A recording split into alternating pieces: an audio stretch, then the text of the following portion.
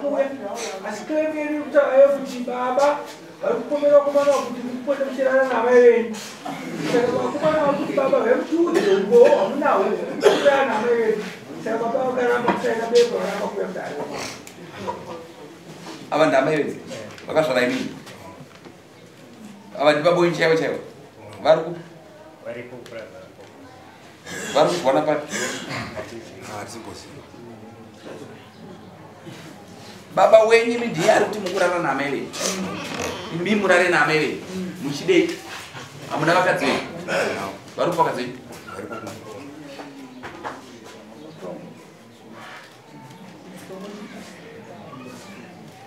zvakanaka zvokutaura baba venyu nondo zvavakufunga azvinoda muzvikoro kuti ava muchavabhadhara amai venyu nokuda kwababa venyu patsika dzechivanhu vatanu vakangaisa hamusi kurara naamai venyu asi kuti dambudziko rina baba venyu nderokuti vakireta dambudziko mumba menyu vanofa amai venyu avo muchakwara sekuru venyu chazviona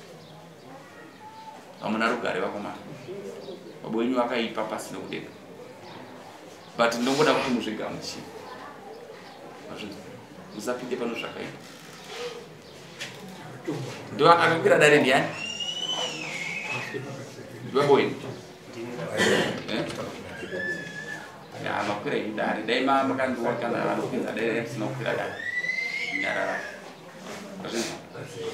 regai sawi ndozviyo zvikurirani tinozviona kutocheka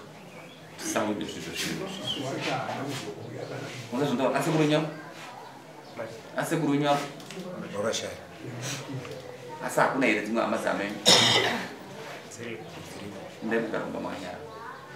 mirai kutonga pamwana siyana nazvo nguva yasara padiki panyika kwamuri yasara nguva shoma muri kufana nyaya yemurura yavana vavo venyu ikarai makanyara amai venyu vakashaya sipo vape vakashaya chaunda vape ndamai venyu chete endai next